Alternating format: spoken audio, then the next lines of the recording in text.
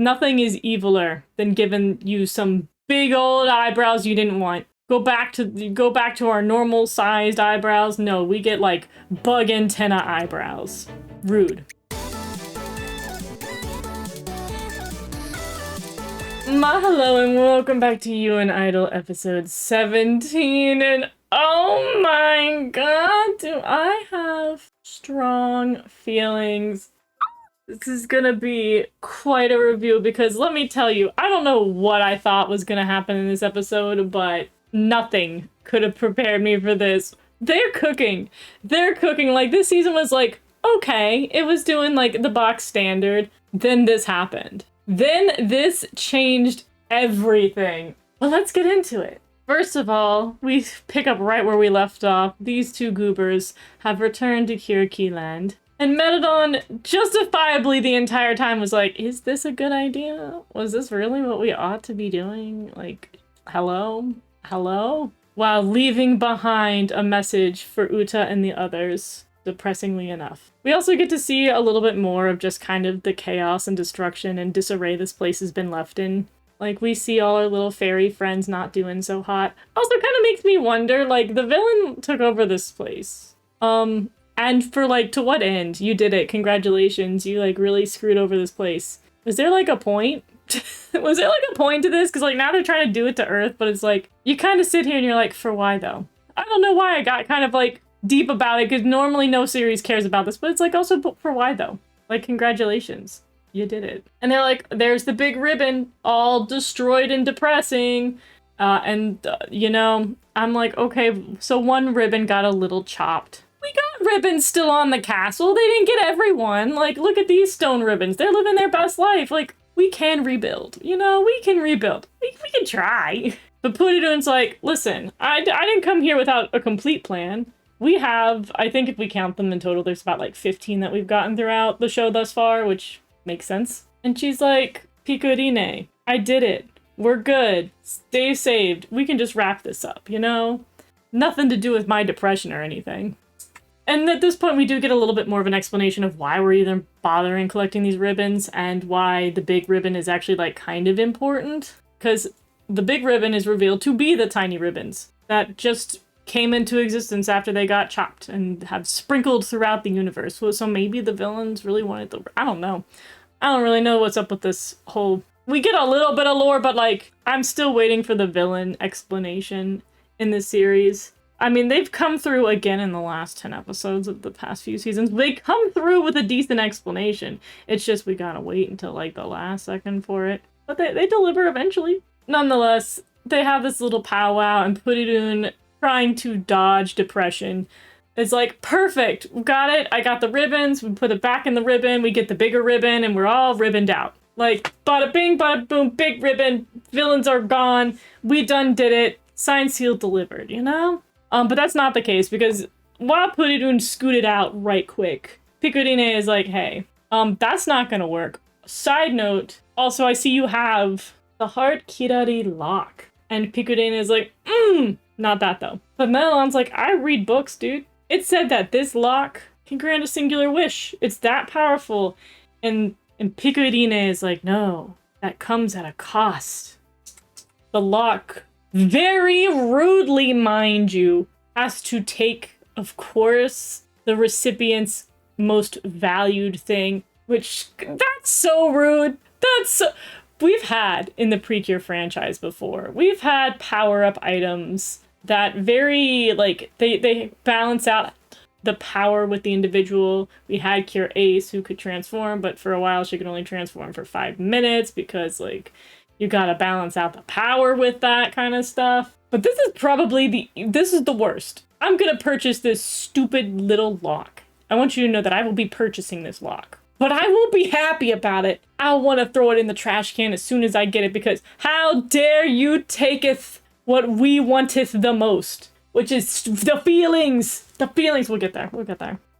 In the meantime, Darkine is like, yo, hey, I need you to be evil, though. And Cuddy's like, I don't want to. And she's like, too bad. And gives him bigger eyebrows. Nothing is eviler than giving you some big old eyebrows you didn't want. go back to our normal sized eyebrows. No, we get like bug antenna eyebrows. Rude, disrespectful. We finally get to the team. All of that just being the prelude to this episode, because now we're back to the team who realize that Pootidoon's gone, but all resolve to keep moving forward after watching Pootidoon's video, where honestly, like, they're all like, Pootidoon would want us to, like, keep trucking forward. But do we not see Metadon in the back being like, girl, this is a bad idea? Metadon's face says 1,000 words. It's like, are you sure about that? Are you sure this is what we should be doing? I don't know, girl. Literally, why don't we ever listen? The voice of reason in this series. Girl.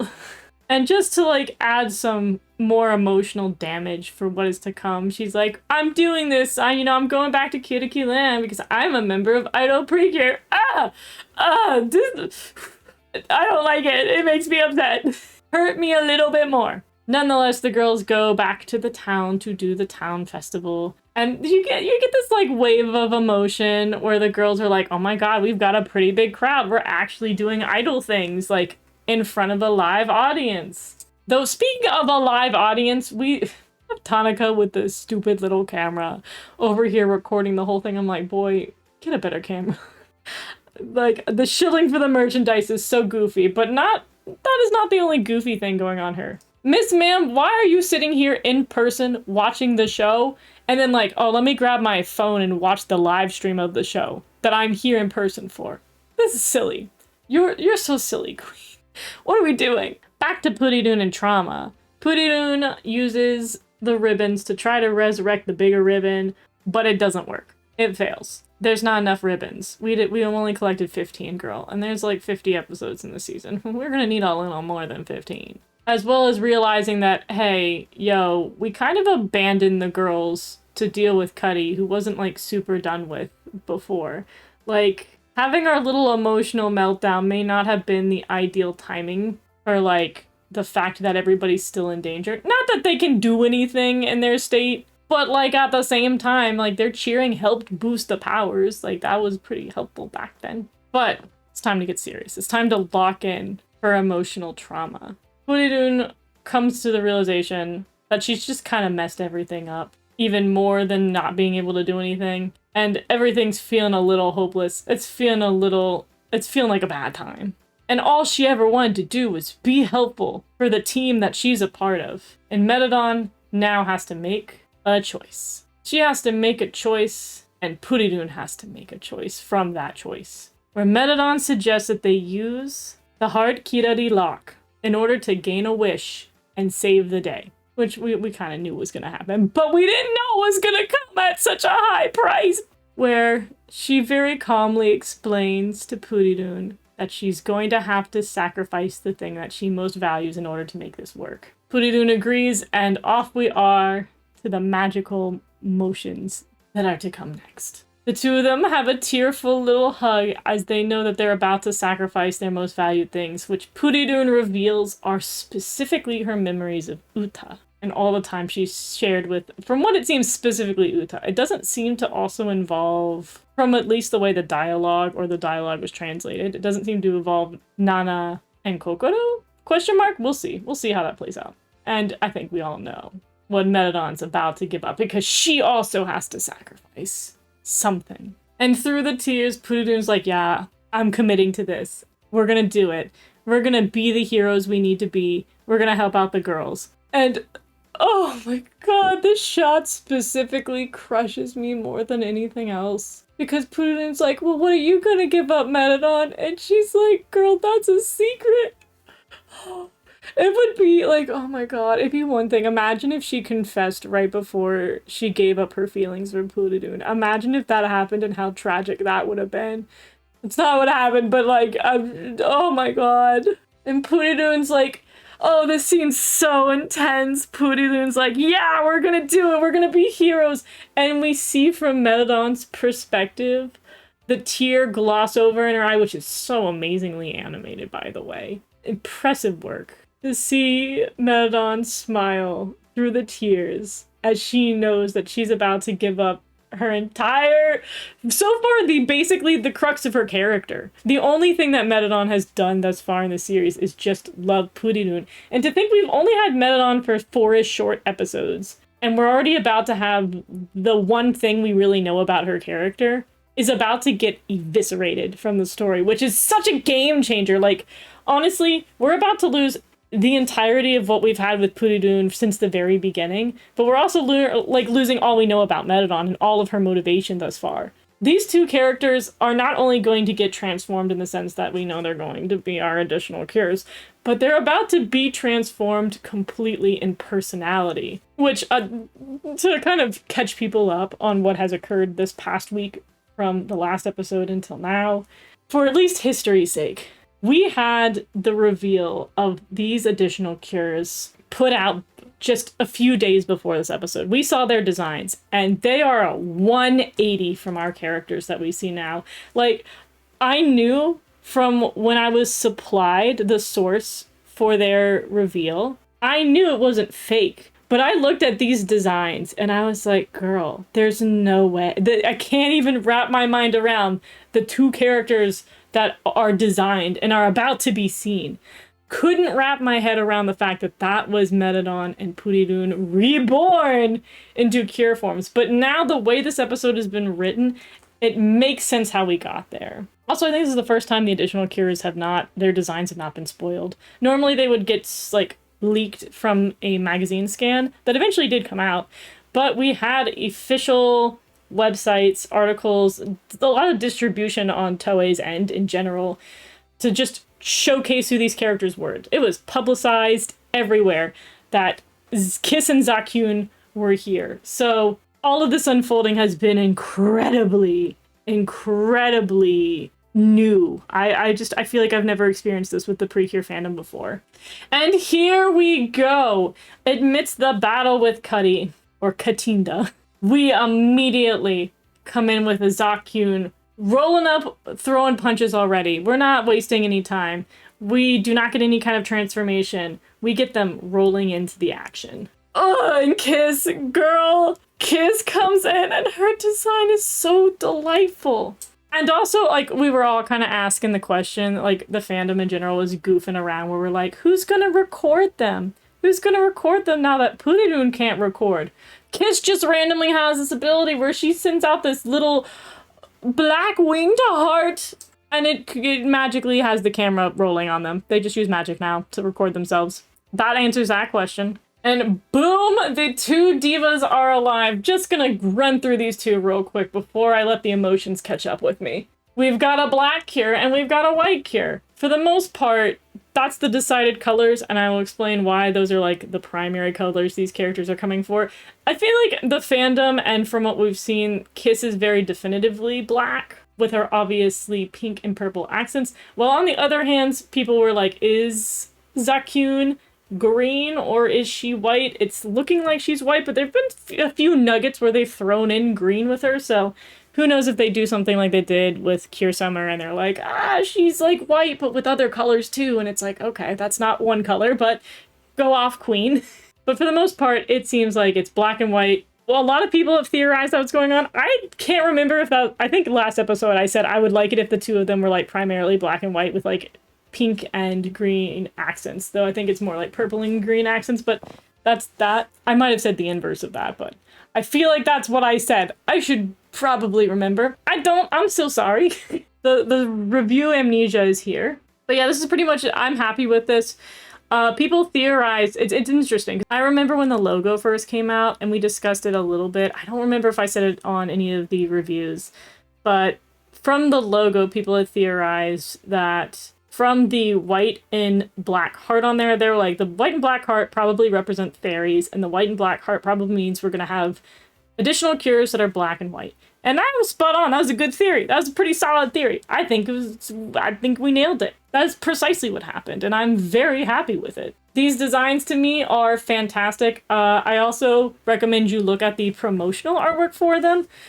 Also, incredibly gorgeous designs. They're so good. Also, their shapes are very interesting. We have this like isosceles triangle going on for Kiss, and we have a line going on for Zakyun. I don't know if we've had a line-esque character since Yum Yum. We may have. But Yum Yum's the last one I remember who's like, their symbol was a line, which I was like, okay, that's an interesting symbol. But I love their designs so much. I love like the really flared sleeves. I always love a little triangle neckline thing going on there. It makes me really happy. The colors are great. Their hair is great. Oh man, I love it. I think the only thing I don't love is the lock and key, essentially probably their transformation devices / potentially pretty holic items. And they're kind of lame looking. I feel like I get it with the heart and the key, but I don't get it. I don't know. I feel like it's not my favorite design for a transformation-esque device, but we'll see how they handle it. I love Kiss already, though. She's just so sassy. And normally I'm not attached to her character. Like, normally I would hate her character. I didn't like Milky Rose. I didn't like Ace. I wasn't a huge fan of Macaron. I know. Nyami did change me, though, but that's because she cared about somebody else. And maybe that's why I like Kiss. But I think it will depend, because, like, I think I could play with the whole idea of Metadon, like, being goofy, silly because of her feelings for Pudidun. I felt like they were gonna get old eventually if they kept that bit up longer and not had her integrate with the team. Now that, like, her character, I don't know what direction they're gonna go with her character at this point, because the only reason why she didn't meld well with the team was because she had feelings for Pudidun. But now she doesn't have her feelings for Pudidun. But at the same time, I don't feel like the way she's behaved thus far has made her appear any less sassy or willing to be affectionate with the crew. So I don't know what we're doing with her character. It's gonna be crazy. It's gonna be crazy. I don't know how we're gonna handle this. It's gonna be crazy. Oh, but she's so pretty. She's so pretty and she's so sassy. I dig it. And then we have them immediately go into their song. No one saw that coming. They actually sang this episode and did a finisher. They also have their kind of cool ribbons where it's got like the purple and the green accents on top of their black and white plaid. Like, I love it. They pull out the microphones that I'll also probably be pre-ordering when that stuff gets released, which I'm filming this like an hour after I watch the episode. Normally I film it the next day. I'm doing this right now because technically speaking tomorrow is June 1st for me. I know it's June 1st in Japan, but tomorrow's June 1st for me and that might be my birthday, so I might be doing birthday things. So I don't know if this merch is up. It probably is. I'll check after I finish recording. And that stuff's getting pre-ordered, let's be honest. It's nice. I'm really attached. Also put us in here just to confirm that they are doing a black and white pin lights for these guys, which is interesting. So I guess the way that they're getting around, because there's no such thing as a black pin light because you can't, black is the absence of light. You can't actually have something glow black. But I think the way they're cheesing this is the way that they've been doing, I guess, all of them, which is you put a colored plastic around a light. So I think what they are doing for this is probably having, like, again, a small flashlight inside of the light stick and then just putting a black cover on top of it. And it's like, you know, it's glowing black, but as you can see even here, it's like kind of glowing gray / bluish. And then we have a white one, which is just, I guess it's covered with a white base. I don't know if I'll buy these just because I hate the fact that you have to buy multiple and they can't just switch the color, but I guess the way that they've manufactured these is that they all have a basic flashlight in them, and then the plastic heart around that flashlight is the different colors. I might just wait until those get cheaper and buy them in bulk, but we'll see. But yeah, we do confirm the pin lights. And these two ladies absolutely decimate Matinda and finish it off. Their song is so good, and I want to put out there their voices are phenomenal. I already knew that Pudidun / Zakyun's voice actress was Ellie from Love Live, and I've always loved her. She's one of the best voices. Probably should remember her voice actress's name. Too lazy to look it up right now, I'll be honest. But oh my god, Kiss's voice actress! Oh, I love a deep voice. I love a deep singing voice, especially in a franchise where we have always gotten really, like, cutesy, high-pitched voices because that fits the aesthetic. But them having, like, deeper, moodier voices, oh, it's so satisfying. It's like, oh, it's different, and I really like it. I really like how deep their voices are, and how just, like, oh, this song's so good. I like it a lot. This is gonna be, like, I feel like for what Trio Dreams did nothing for me, this is going to do everything for me. I'm gonna be singing this song all night long. And can we talk about... Listen, Listen, they did in Japan right now. It is June 1st, 2025, and they have the audacity for the first day of Pride Month to be so homophobic and remove Metadon's feelings and then turn around and do this to me. Turn around and do this to me, like the yearning. Yo, I know that the staff at Precure is like, when they let us be sapphic, there'll be signs. Like, I feel like up till now, higher ups at Toei have been like, we cannot have it be sapphic. Like, certain other shows like Melee Days could have been saphicer. But now the sapphic artists are like, you've broken the seal. We can get closer. Like, dude, like, just kiss. Just kiss. Anyways, so they finish off. They're super cute. I love them. They make me happy. They make me smile. This episode.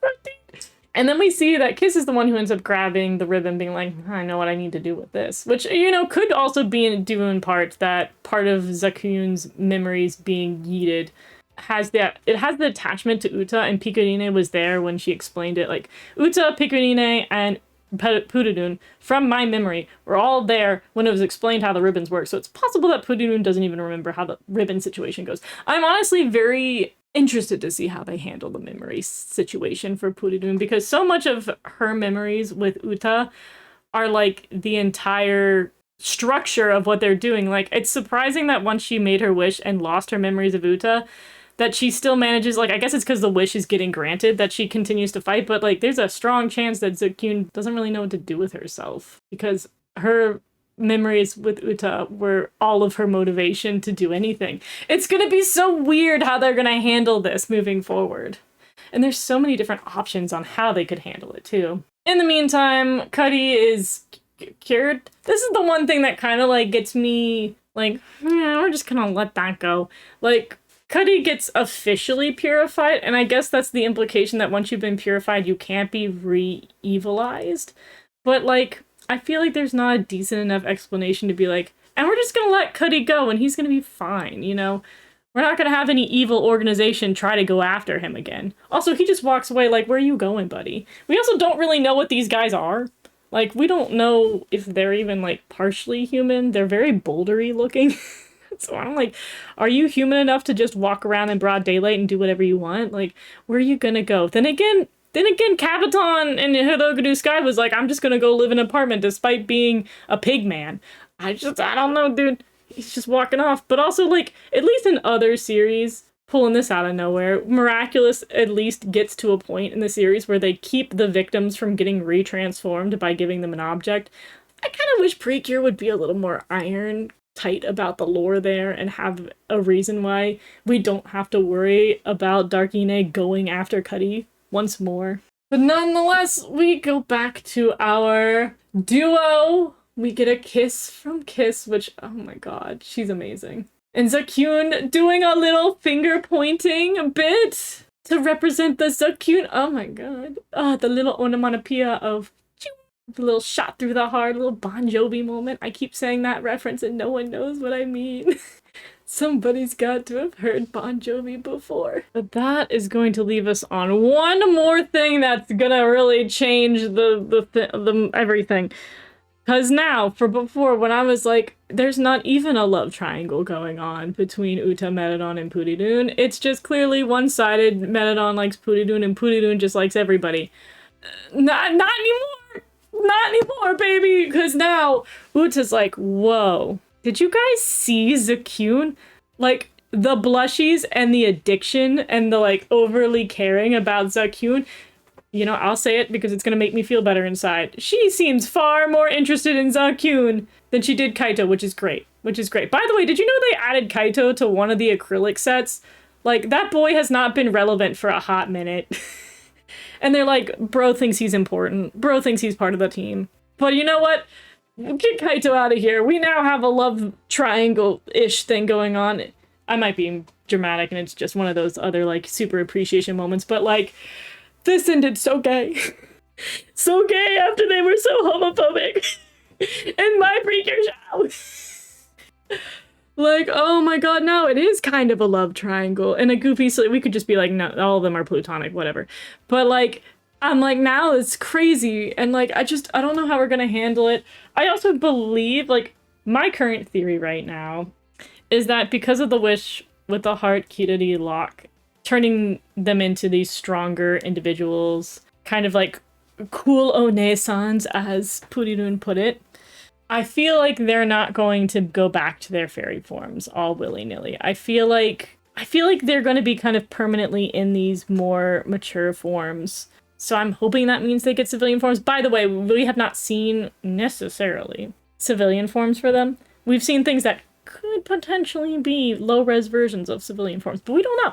I hope they have civilian forms, but I also, like, this gives me more confidence that they have civilian forms. However, I'm not, like, super convinced either, because I feel like marketing-wise, you wouldn't want to give up Purirun, and they just sold the Megalodon plushie. Like, it would be a bad marketing decision to eliminate the fairies being the fairies. But the other thing is, like, because they transform with the lock and key, I wonder if, like, they de-transform, like, actually allows the lock and key to remove its effect, and they go back to being fairies, and they go back to having everything they lost, you know? Because they literally have to, like, use the key on the lock, I assume. So maybe their de-transformation just turns them back into their normal selves with their normal everything, but they have to sacrifice their everything to transform again. I don't know. I'm kind of curious how they're going to play that out, because there's a couple of different possibilities that they could go with there. Otherwise, they would kind of stay in, like, civilian forms, just like normal human girl looking things. For the next preview of the episode, we just see them kind of meandering around as Zakyun and Kiss still. So I'm very interested to see how they handle that. And again, I'm so interested to see what 180 their personalities are going to end up doing. Because again, the things that they sacrifice very much controlled the people that they were that we knew. And so minus all that, and to what degree that's been subtracted to, is going to change how they behave. But yeah, it's just, oh my god, what a bombshell of an episode where, like, I'm so excited they're here. They're so cool, and I think there's a decent explanation for why they're so different, and why not only do they design-wise look so insanely different from themselves, they, like, a lot of people were talking about how they looked like adults, where I think they still look like older teenagers to me. They look older than the main girls, but I wouldn't necessarily go as far as saying that they look completely adult-like, but the series might just go down that route because age means nothing when it comes to fairies, apparently. But to me, again, they just kind of look like more mature girls, but they made sense from being the goobiest Goobensteins in the universe to being these cool, mature, and badass cures. But I'm wondering how that will hold up, because I feel like that also, I think the next episodes could potentially be very rough, because we're kind of resetting these characters to 0, as well as some of their development has gone down to 0. So we do have I feel like the next episodes, as I say with any season, the worst you'll ever see your characters is the first episode that you have them. And it kind of sucks that we've gotten a few episodes of, like, Megalodon slightly developing in the show at a very, very slow pace, but slightly developing and intermingling with the crowd. Seeing her reset to 0 means that Kiss could be potentially very frustrating again. And we have to basically redo 4 episodes of character development. And then Purirun all around is completely a new character. Like, comes off very mature and put together. She seems a lot less goobery. We don't know to what extent that goobery is gone, but it's going to be very interesting to see these characters. And also, again, potentially Purirun could suck too, because we will see her at her worst and she will have to get better again. I assume everything will be restored and they won't have to have this burden any longer. Probably when we get the ribbon back together. Probably when we hit around, like, maybe episode 30 or something. But we'll see. We'll see. I don't know. Let me know how you feel. Let me know what you're thinking theory-wise. Because the writing was so good this episode. Really took us all for a ride. Because even with the designs given to us, we had no clue this was going to happen. And we have no clue where it's going to go. But until next time, bye-bye!